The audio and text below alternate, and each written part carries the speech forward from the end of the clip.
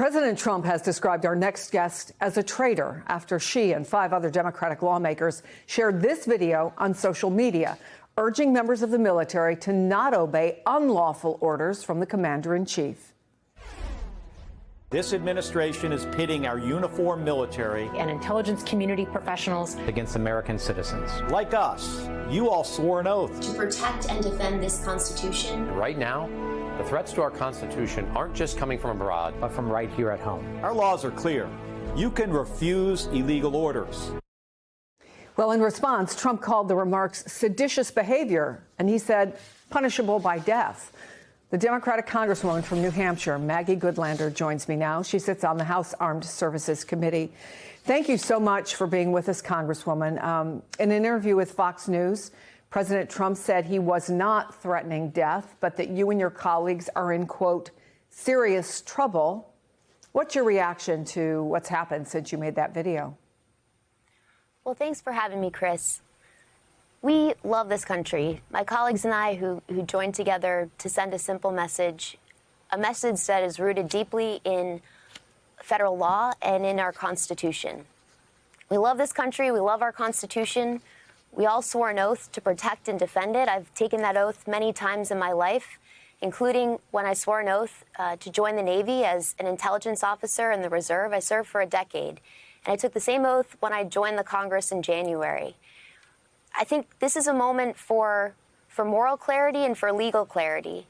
And the idea that a statement of a bedrock principle of American law would unglue the president in such a way to make threats, violent threats against me and my colleagues, it's just not who we are as a country. It's not who we are as Americans. We know that there are concerns about the safety of all of you who have been a part of this video. I wonder if you can share for us what it's been like for you personally since this happened. When The President of the United States, our Commander-in-Chief, the most powerful person in the world, makes a violent threat against you, it has an impact. It has a ripple effect. And we've seen an uptick in political violence in this country over the years, but it's reaching a fever pitch, Chris, and it's something that every American should get behind, that this has no place in our country. And that is really my focus. I think this is an issue that should bring us all together, that threats of violence and political violence has no place in the United States of America.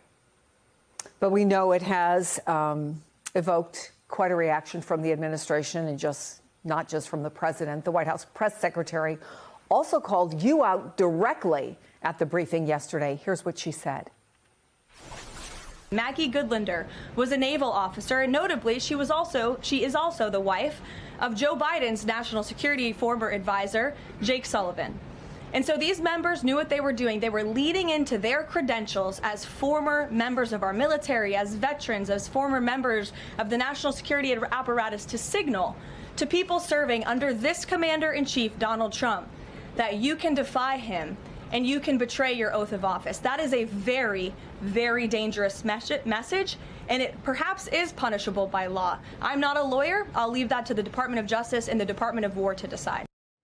So obviously she's making the argument that you are the dangerous one. Clearly, you must have known that this was going to get some sort of reaction.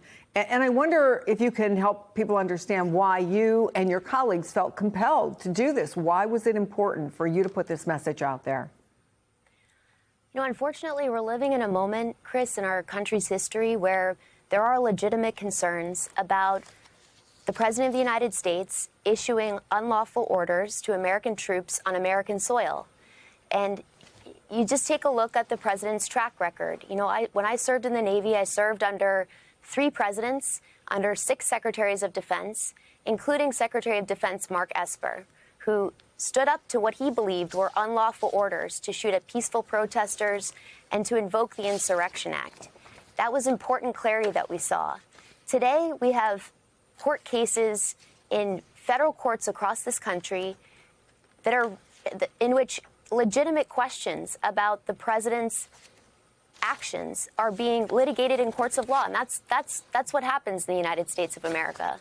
But I'll tell you, we have a Secretary of Defense and a president who are testing the boundaries of the law and putting our service members in an absolutely terrible position every single day. You know, the Secretary of Defense came before our committee, the House Armed Services Committee. I asked him a very, very simple question that has one answer and one answer only.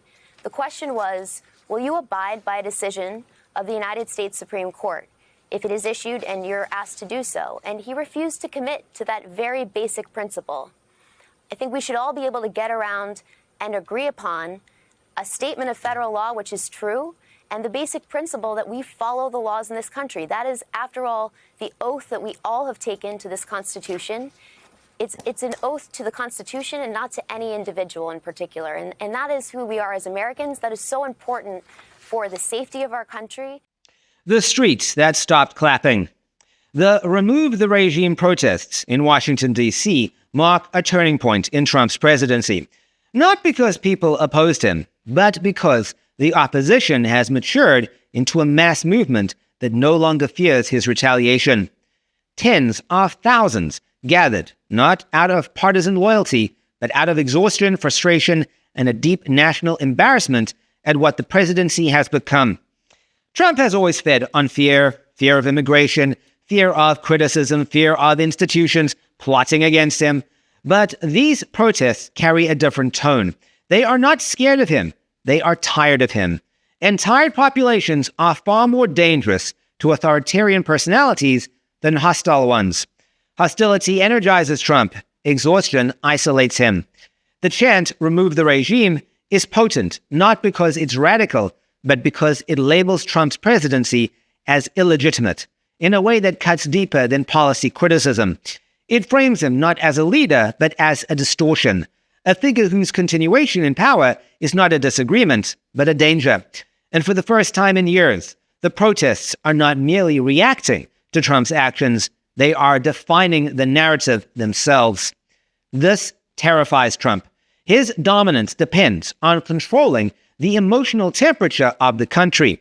He must be the center, adored, hated, feared, mocked, but always central.